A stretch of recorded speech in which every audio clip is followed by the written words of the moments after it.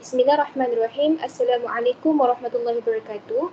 Nahnu minal majmu'ati sabi'ah sanuqaddimu lakum 'ala al-bab ar-rabi' ya'ni al-adab al-islami kama yufhimuhu al-udaba al-manajubiyyin.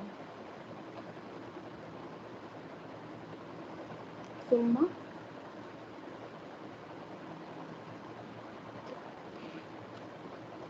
طيب اسمي نور عاقلة بنت عبد الملك والرقم الجمعي 12000415. الآن سنقدم لكم عن المصطلحات. Al-mustalahat bermakna terminologi. Jadi apa yang akan saya terangkan di sini adalah berkaitan dengan kefahaman awal tentang bab 4 ini. Baik. Alimani Melayu yani yu'aridani istikhdam mustalah sastra Islam. Terdapat dua orang ulama Melayu yang menentang penggunaan mustalah ataupun istilah sastra Islam. Awalan, Muhammad Kamal Hassan يفضل استخدام مصطلح sastra Islami atau literature engage. Yang pertama, Muhammad Kamal Hassan. Beliau lebih menggalakkan untuk kita menggunakan istilah sastra Islami ataupun literature engage. Thaniyan, Muhammad Bukhari Lubis. يفضل استخدام مصطلح sastra Islami atau kesusastraan Islami. Manakala yang kedua pula ialah Muhammad Bukhari Lubis, di mana beliau lebih suka untuk menggunakan istilah sastra Islami ataupun kesusastraan Islami.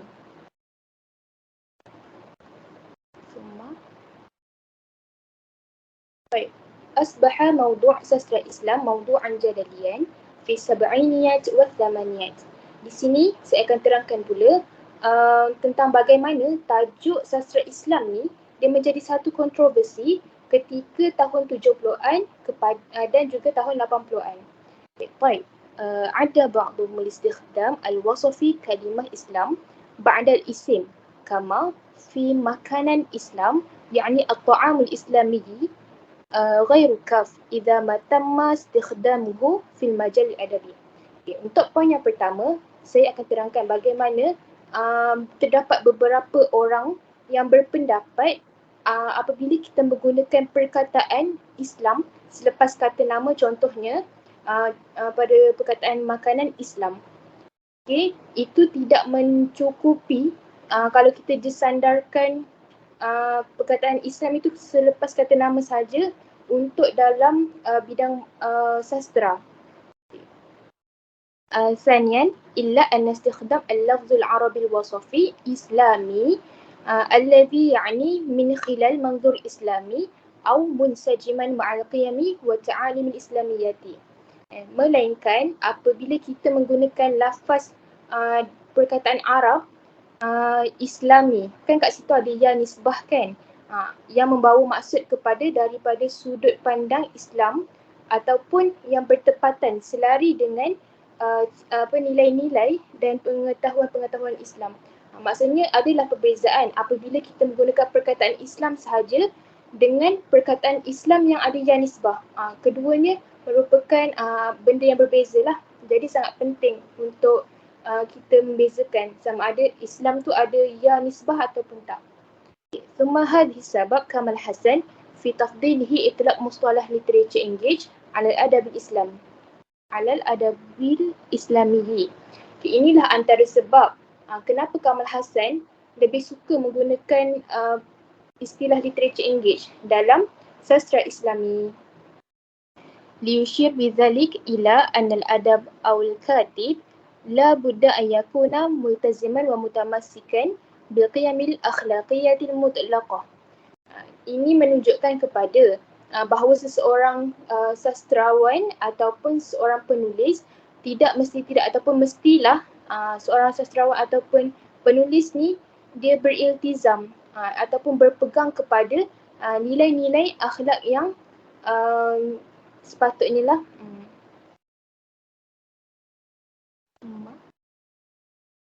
Summa Bukhari yu'radu thalatha asnaf li sastra Islami. Ini pula pendapat Bukhari untuk menentang perkataan sastra Islam dan dia mempertahankan penggunaan sastra Islami sendiri. Awalan, sastra Islami atau kesusastraan Islami. Kenapa beliau memilih sastra Islami ataupun kesusastraan Islami. Yu'akidu ala iltizam bin nas wa syakhsiyah. Okay. Kerana dia sendiri nak menekankan tentang kepatuhan kepada teks dan juga watak.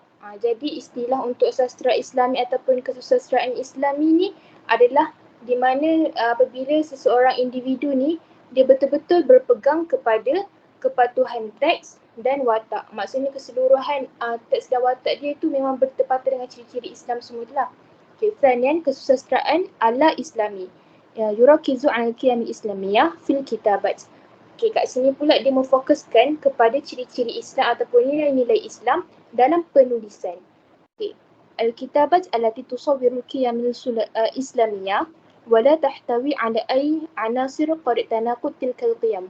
Okay, kat sini dia membawa maksud bahawa penulisan-penulisan yang menggambarkan ciri-ciri Islam dan tidak bertentangan dengan ciri-ciri Islam sendiri. Maksudnya apa benda yang dihasilkan tu, sastra yang dihasilkan tu ada ciri-ciri Islam. Okay, summa tandariju kitabat ghair muslimin allati tansajimu ma'al qiyam islamiyah. Okay, kemudian terdapat juga ataupun tergolong juga penulisan-penulisan oleh orang yang bukan Muslim. Tetapi bertepatan apa yang ditulis tu dengan ciri-ciri ataupun nilai-nilai Islam. Jadi ada dua golongan lah. Yang pertama, memang dia ada ciri-ciri Islam. Okay.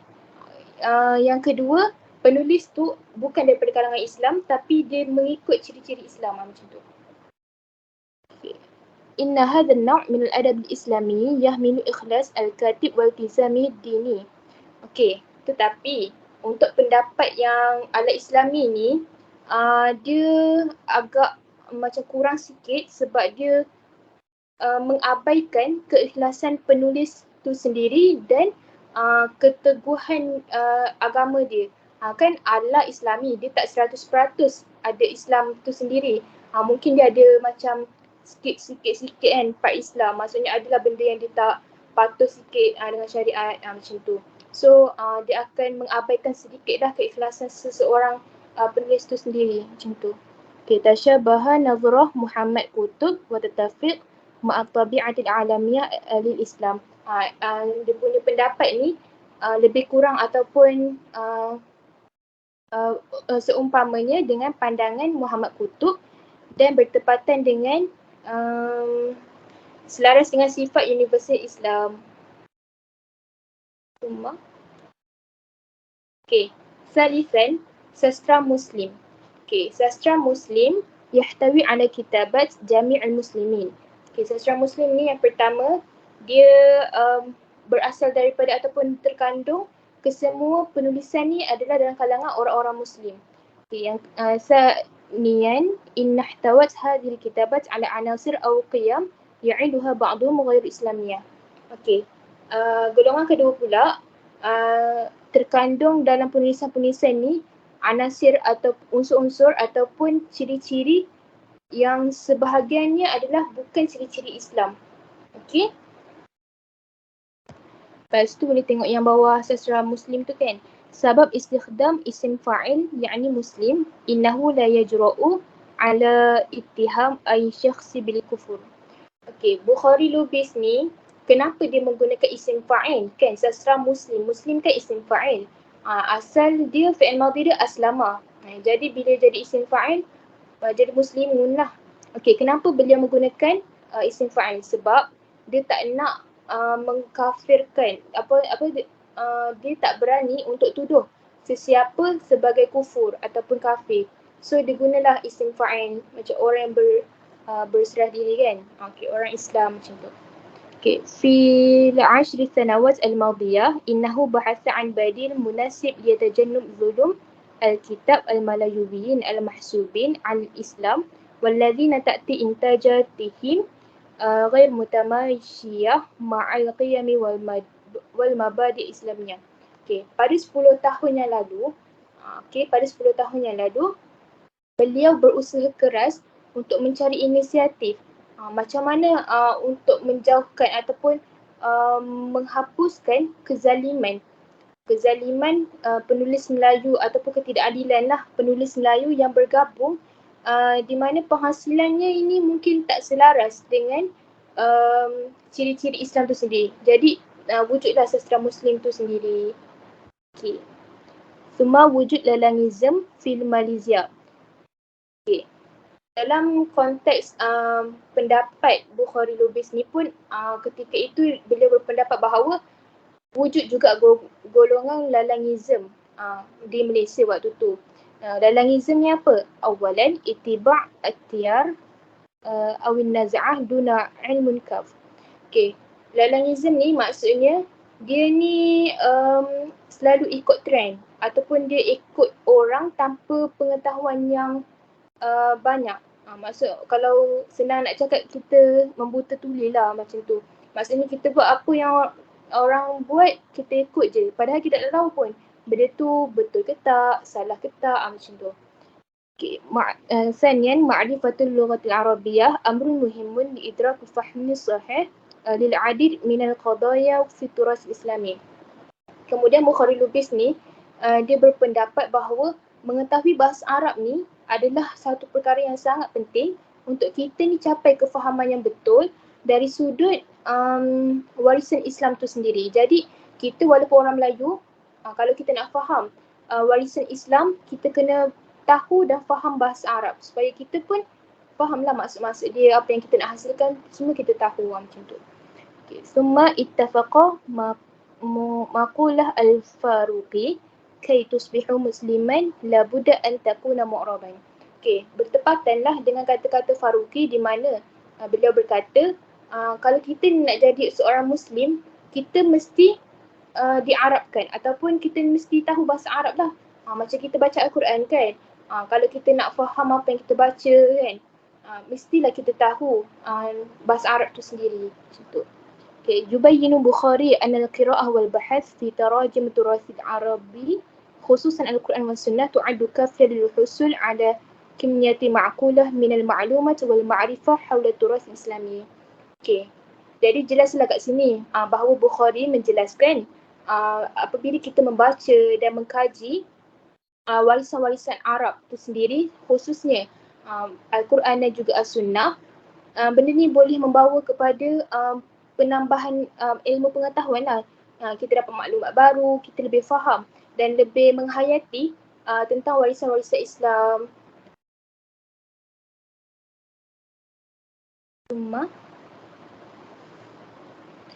Summa mustalahat ukhra ghairu sastra Islam anil adab al-islami min al-ulama malayubiyin. Okey, sekarang kita masuk kepada istilah-istilah lain selain daripada sastra Islam yang berkaitan dengan sastra Islam sendirilah. Tapi ini pendapat ulama Melayu yang lain. Okey, awalan Ismail Ibrahim. Okey, Ismail Ibrahim menggunakan istilah al-adab tauhidi ataupun sastra tauhid. Okey, sanian al-Muhammadi al-adabul muqaddas. Beliau menggunakan istilah sastra muqaddas. Salisan Ismail Hamid al-adabud da'awi. Ismail Hamid pula lebih gemar untuk menggunakan istilah sastra dakwah. Wa akhiran Muhammad Kamal Hassan, literature engage. Beliau memperkenalkan istilah literature engage. طيب أكتفي بهذا القدر. شكرا. ثم ننتقل إلى تعريف اسمي نور عزت بنت نزارودين ورقم جمعي وهي 2000447. بدأت المناقشات حول تعريف سسر إسلام مع بوديمان رودي الذي عرف الفن الإسلامي بما فيه الأدب بأنه seni untuk bertakwa.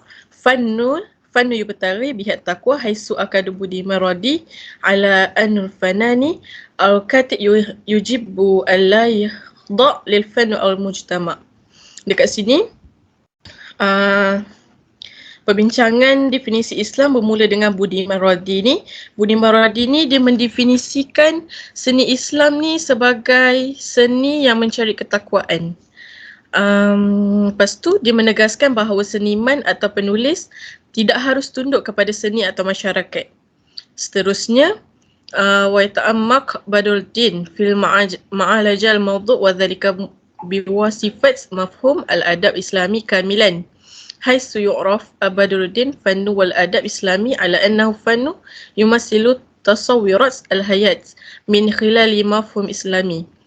Seterusnya Badruddin kata dia berkata dengan lebih mendalam dalam menangani perkara tersebut.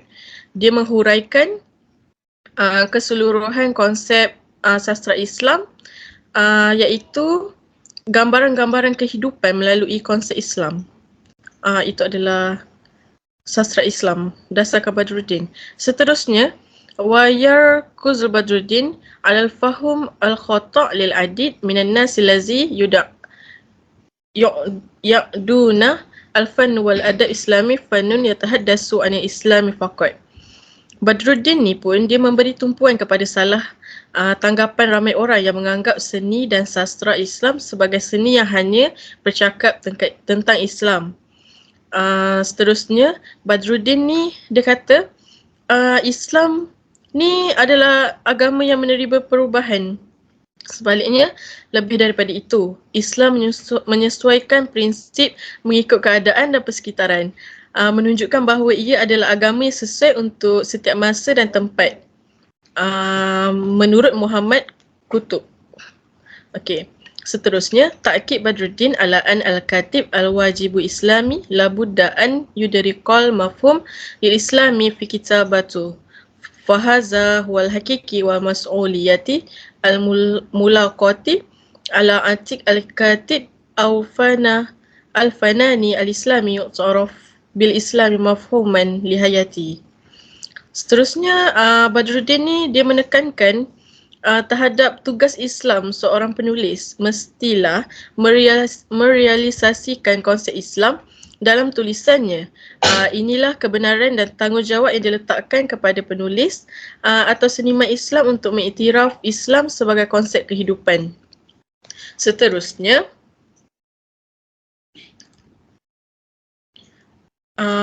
wahazihil mafahim as-salasah nahu al-ati. Ada 3 konsep menurut Badruddin ni. Yang pertama, wujud alaqah hamimah bainal fann wal adab min jihati wad din min jihati ukhra. Fa kullu min fann wal adab wad dini min daruriyati al haya. Dia kata terdapat hubungan yang erat antara seni dan sastra di satu pihak dan agama dan di satu pihak yang lain. Maksudnya kedua-dua seni, sastra dan agama adalah keperluan kehidupan. Okey, seterusnya yang kedua, innal fan wal adab al-islami yu'baru an tasawwirat wa yu'lanu an wujud jami' al-makhluqati allati yutimu aradaha wa taqayyimaha wa faqan lil-islam. Seterusnya, kesenian dan kesusastraan Islam menyatakan persepsi dan mengisytiharkan tentang kewujudan semua makhluk yang dipandang dan dinilai menurut Islam. Dan akhir sekali, innal fan wal adab islami laisa muqayyadan aw muqabbalan bi ayyi tiyaru aw ideologi sarima aw ghaira murina. Maksud dia kat sini, seni dan kesusastraan Islam tidak disekat atau dibelenggu oleh mana-mana aliran atau ideologi yang ketat atau tidak fleksibel yang mengabaikan nilai-nilai seni dalam seni dan sastra. Sebaliknya adalah menjadi kewajipan seni dan sastra Islam untuk menyokong matlamat yang murni dan tinggi dan penglihatan manusia dalam kehidupan ini. Okey. Sekian. Terima kasih.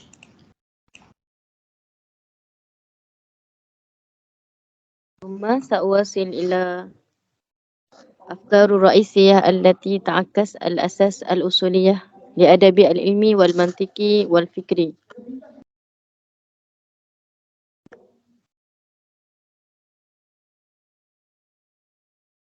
Maksud dia itu, saya akan menerangkan tentang idea utama yang mencerminkan asas kesusastraan saintifik, logik dan intelektualnya. Okey, yang pertama iaitu yu'akkidu al-atas ala anna mafhum al-adabi la budda an yu'addu fi amri al-waqi' syamilan lil-kitabah al-adabiyyah fi majalati ad-din والفلسفة والتاريخ والتشريع والقانون والعادات التراثية والثقافية وعلم الاجتماع. Iaitu yang pertama, Al-Atas menegaskan bahawa konsep kesusasteraan sebenarnya mestilah merangkumi penulisan sastera dalam bidang agama, falsafah, sejarah, perundangan, undang-undang, warisan adat budaya dan sosiologi. Okay, seterusnya iaitu At-Ta'kid As-Sabiq Al-Zikru Yashiru ila thalatha Majizat lil-Adab Al-Islami. Okay, iaitu penegasan yang disebutkan di atas menunjukkan 3 ciri sastera Islam. Okay, yang pertama, awaluha anna haqlu sastera Islam yajibu ay yadammu kafah muzahir at-turath wa thaqafah al-malayuwiyah al-islamiyah. Iaitu yang pertama ialah bidang sastera Islam mesti merangkumi semua aspek warisan dan budaya Melayu Islam, iaitu kebudayaan. Ini bermakna sastera Islam akan merangkumi sastera, karya yang bersifat keagamaan, falsafah, sejarah, undang-undang, budaya dan kesenian. Okey, untuk yang kedua, wathaniha yatamathalu fi anna sastera Islam ya'uddu bimuthabah ihya'u lil adab al-Malayu al-klasiki al-Islami. Iaitu yang kedua ialah sastera Islam dianggap sebagai kebangkitan semula sastera Melayu Islam klasik, dan Al-Atas mencontohkan ciri ini dalam karya Hamzah Fansuri dan pelajar sekolah sastera Melayu Islam, iaitu seperti Nuruddin Ar-Raniri dan Amir Hamzah. Okay, yang ketiga, wa thalith hadhihi majizat anna sastera Islam yu'ammil ala ta'ziz wa ziyadah al-ma'rifah wa dhalik li'annahu fikri bi tabi'atihi. Iaitu ciri yang ketiga ialah sastera Islam bekerja untuk meningkatkan dan menambah ilmu kerana ia bersifat intelek. Okey, summa.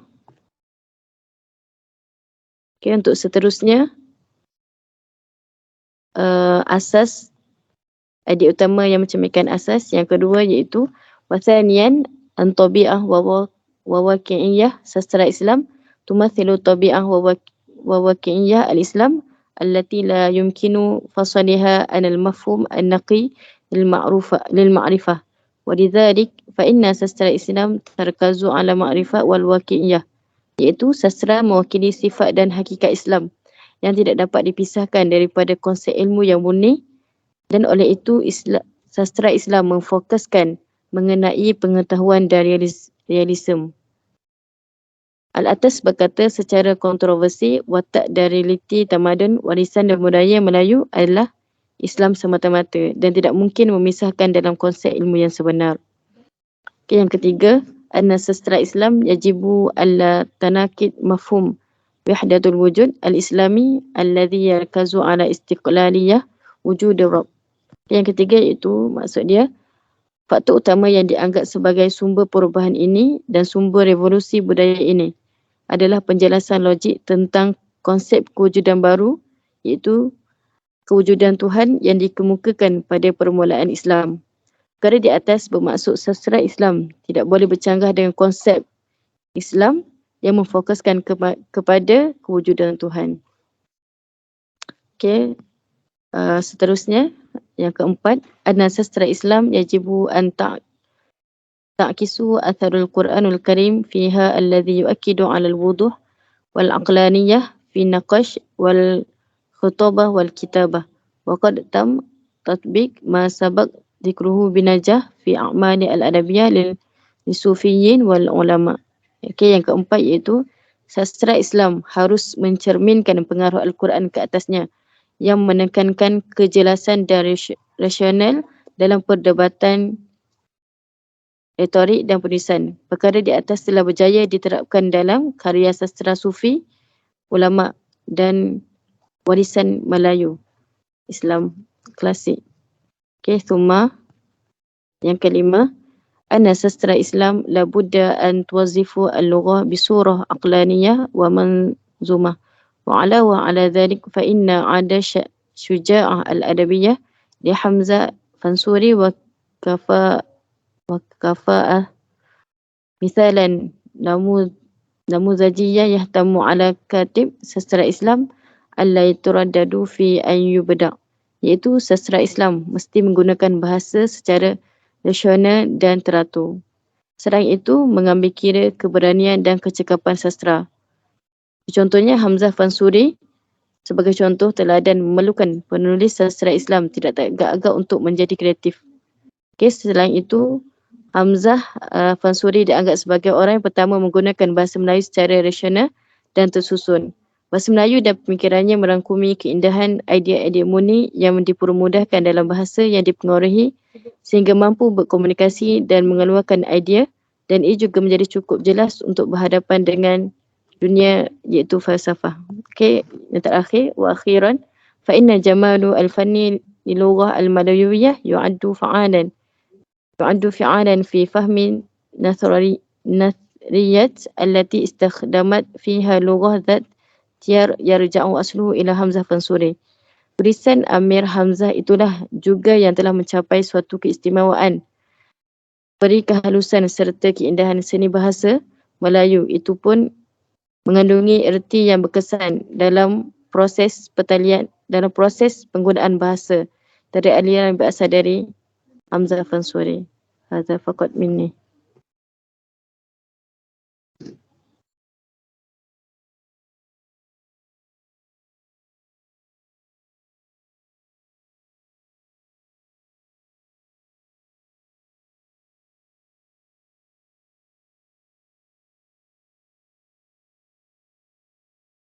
Tak dengar Umi, mic tak pasang. Sorry.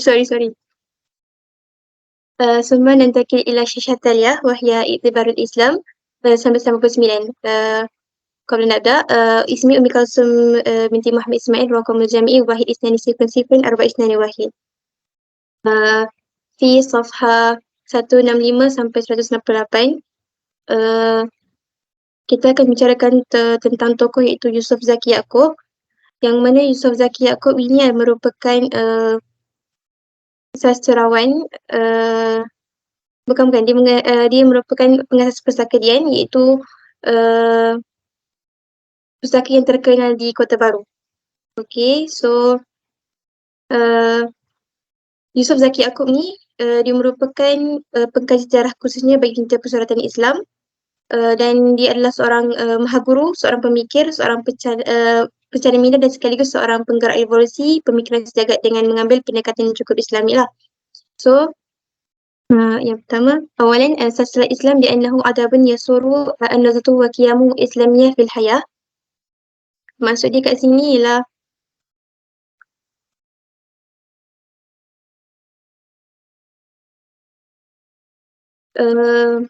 Yusof Zaki Yaakob ni dia sebagai sastra yang menggambarkan pandangan dan nilai Islam dalam kehidupan. Dia juga menyumbang kepada perdebatan tentang sastra Islam dengan beberapa idea utama berisar tentang hubungan antara agama dan sastra. ثانيا السهول في النقاش الدائر حول ساسtra الإسلام بعدة أفكار رئيسة تدور حول العلاقة بين الدين والآداب.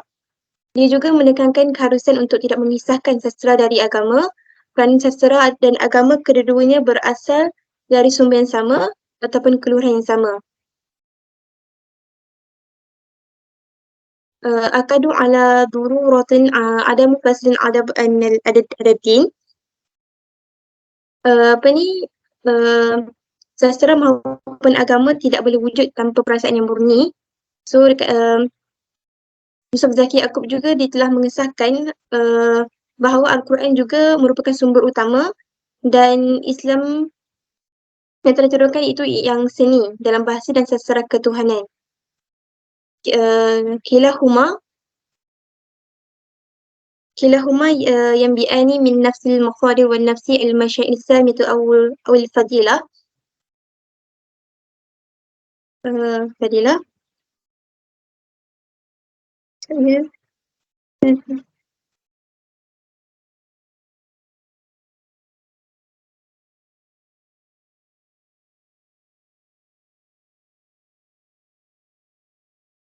الأعمال الأدبية يجب أن تقيم حسب درجة تأثيرها على القرآن.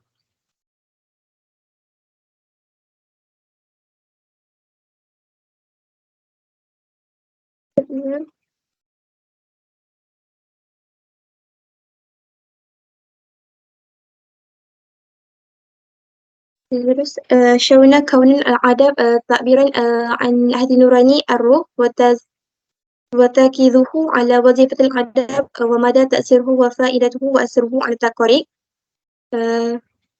الدعوة أو الدعاية إلى الاستقامة ليست مهمة العلماء فقط، فالدعوة في رأيه يجب أن تكون الواجب المشترك للمسلمين كافة.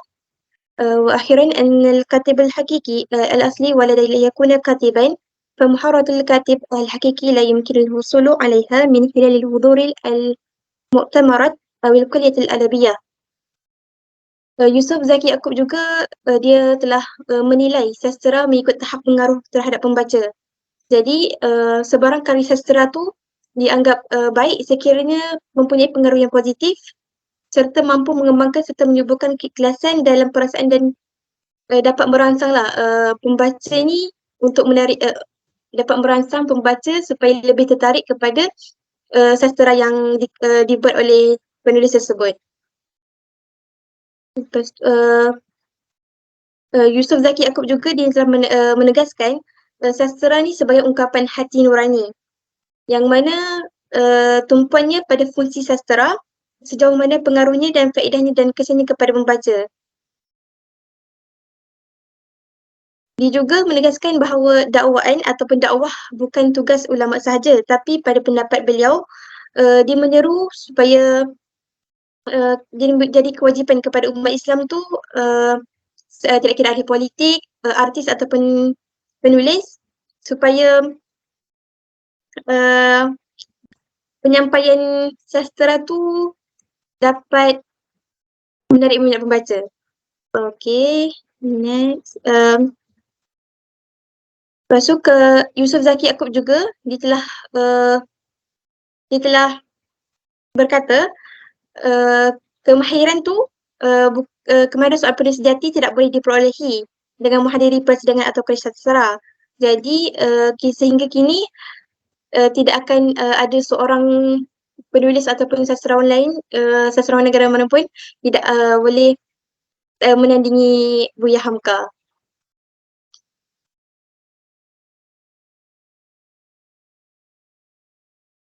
Sekian daripada saya.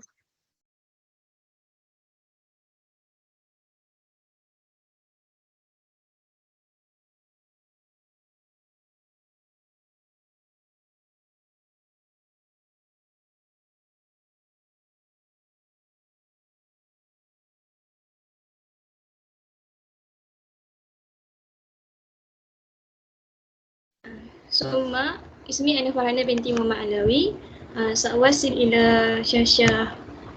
شاشة عن حمكة وشحن أحمد. حمكة قال نفس المقولة شحن حول الأدب الإسلامي في ثلاثينيات والانسجاما مع هدف إرشاد القراء إلى طريق الله يفتره الأدب الإسلامي أن يدعو الهدوء الأخلاقي أمرا مهما. Okey, Hamka ni, apa yang menarik tentang Hamka ni, Hamka ni merupakan ulama terkenal Indonesia. Dia mengatakan perkara yang sama macam seperti Shahnun, yang mana dia menyetujui iaitu matlamat sastra ni adalah untuk membimbing pembaca ke jalan Tuhan. Summa استراتيجيات والأدوات الفردية يجب أن تجير للتركيز على المبادئ الأخلاقية. Selain itu juga strategi naratif dan yang haruslah diarahkan ke arah memfokuskan pada prinsip nilai moral. Seterusnya, turasu sastra Islam ya'udu qiyam al-akhlaqiyah arfa'u muqiman min al-qiyam al-jamaliyah wal-faniyah. Secara ringkas, warisan sastra Islam ni menganggap nilai moral ni lebih tinggi daripada nilai estetika. Summa and Shahnun Ahmad. Shahnun Ahmad and sastra Islam ibadah. Dalam penegasan, sebab itulah penegasan Shahnun bahawa sastra Islam ni merupakan ibadah. Sastra yang dibuat oleh sastrawan tu kan, dia keluarkan sastra tu, semua tu adalah ibadah. Lepas tu al-wajibu al-kitab an yukarrisu fihum lil haqiqah. Oleh itu adalah menjadi kewajipan kepada para penulis untuk menumpukan seni mereka kepada kebenaran sebagaimana yang Tuhan kehendaki. Seterusnya, Akidu Syahnun fi ta'rifuhu sastra Islam alal mabadi'. Awalan adabul intaj bismillah li ajli khairul basyariyah, summa adabu yumattiluka qiyaman akhlaqiyah syari'uha al-qali', summa yajibu an yakuna wadihan wa khairul muqad, summa wa akhiran an yakuna amilan diniyan. Dalam definisi sastra Islam, Syahnun ni dia menekankan 4 prinsip, iaitu yang pertama, sastra kerana Allah untuk manusia. Dan yang kedua, kesusastraan yang berakhlak. Yang mana yang ketiga ni yang ditetapkan oleh Khalid I. Lepas tu, yang keempat, karya yang cerdas ibadah. Semua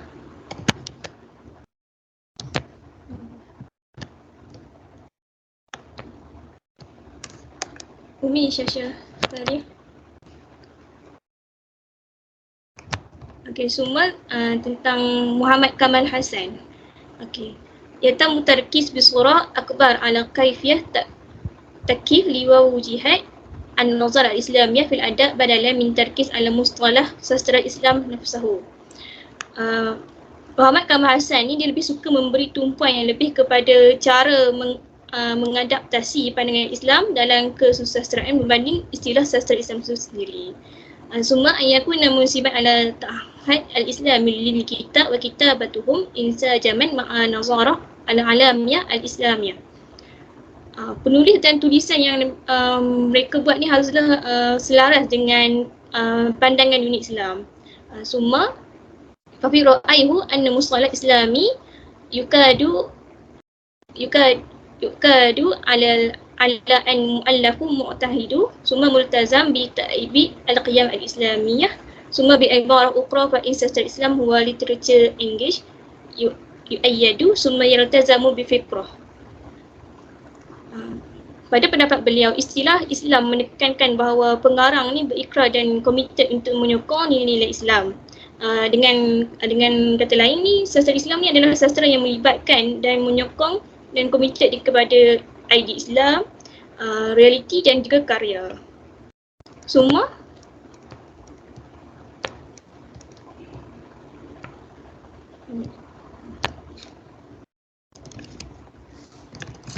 tentang Ismail Ibrahim. Okay.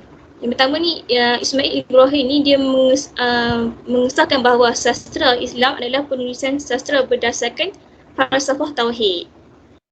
Ismail Ibrahim ni cakap kata sastra ni tentang tauhid. Lepas yang kedua, ya'idu al-adab wafiqan lil Ismail adah ra'isah li afkar nas qadirah ala kasrul hawajir al-luqah wal laun. Menurut Ismail, kesusastraan adalah alat utama untuk pemikiran manusia yang mampu memecahkan sekatan bahasa dan juga warna. Summa min Quranul Karim ya qaulihi ta'ala alam naj'al lahu 'ainayn wa lisanan wa syafatain wa hadainahu najdain. Okey, dalam ayat ni Ismail beranggapan bahawa ayat Quran yang disebutkan yang ni dia mengingatkan manusia akan nikmat yang telah dikurniakan Allah kepada kita, iaitu mata dan lidah. Mata dan lidah dan bibir adalah antara perkara yang paling berharga yang Allah kurniakan kepada manusia. Sebab mata ni macam dia nak ceritakan tentang seni yang ada dalam seni yang Allah ciptakan itulah. Sebab seni yang kreatif macam tu. Lepas tu semua yang keempat, yukadu Ismail ala ta'abir al-funfaniyah qairul mubabniyah ala taqwa wal iman asyadidi sutaziruhu bisyakril mashkuk fihi. Ismail juga menekankan bahawa kata ekspresi seni yang tidak berlandaskan ketakwaan dan keimanan yang kuat akan muncul dalam bentuk yang boleh dipersoalkan. Contohnya kalau contohnya mereka ni akan hasilkan sastra yang mana akan membimbing manusia ke jalan yang baik lah, bukan ke jalan yang tak elok kan. Kalau jalan tak elok mesti nanti kita kena soal kan, sastra kita mesti akan soal macam tu lah. Lepas tu yang kelima, wala budda ala al-katib an yalzimu fi ibda'ihi wa kitabatuhu bima hasala ala muwafiqah wa an takuna iqamatullah al-haqqu wal adalah kama yuridu azza wa jalla awal ahdabihi. Okey, yang terakhir ni Ismail Ibrahim cakap, kata penulis ni haruslah berpegang kepada kreativiti dan penulisannya kepada apa yang telah mendapat perkenan Tuhan dan mewujudkan kebenaran dan keadilan seperti yang Tuhan kehendaki harus menjadi matlamat utamanya. Maksudnya kat sini macam setiap penulis tu haruslah mengeluarkan sastra itu berdasar yang dapat memberi apa teladan kepada orang lain. Macam itulah. Yang membawa kita ke arah kebaikan. Azab al-Qamini semua semua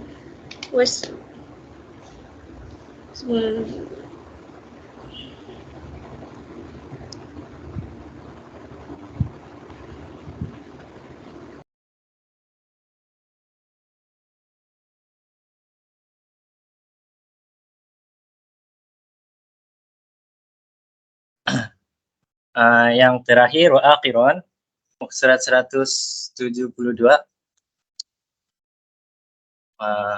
tentang kecantikan dalam kesusastraan, kecantikan, keindahan ataupun estetik. Wa anil mawdu' al-jamal fi al-adab yashabu Ismail Ibrahim ila an adab muradaf lil jamal wa inal jamal wa bidaruh nasbi bi tab'atah wa lizalik yumkinu tafsirah bitraq mukhtalaf wa fawqan lam yul wa wajihat nazara al-mukhtalifah. Maksudnya Ismail Ibrahim ni berpendapat bahawa kesusastraan adalah sinonim bagi kecantikan dan giliran, dan kecantikan pada gilirannya adalah relatif dan sifatnya oleh itu ia boleh ditafsirkan dengan cara yang berbeza mengikut kecenderungan dan pandangan yang berbeza. Lepas tu Ismail Ibrahim percaya bahawa segala bentuk keindahan yang ada di dunia dan kehidupan ini merupakan pemancaran dari sebahagian kecil daripada keindahan sebenar Allah Ta'ala. Okey, yang di bawah ni nama dia Manasikana. Manasikana adalah seorang ahli dalam bidang sastra Melayu, iaitu yang terkenal sebagai sastra Islam.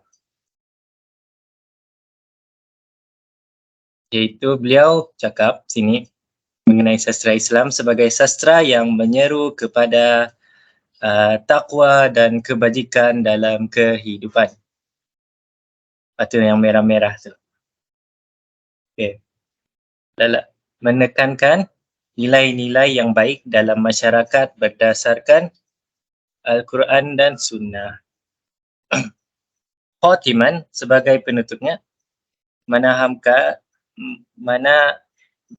Manasikana menjadangkan pembahagian kesusastraan Islam kepada dua kategori, iaitu yatahwi ala al-kitab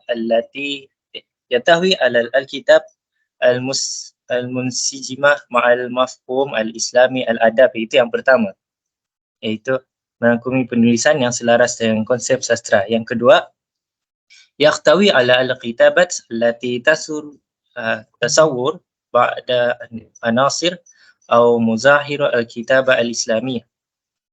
Maksudnya yang kedua merangkumi penulisan yang menggambarkan beberapa unsur atau aspek penulisan Islam. Manasikana. Okey, dah habis. Syukran daripada kumpulan kami.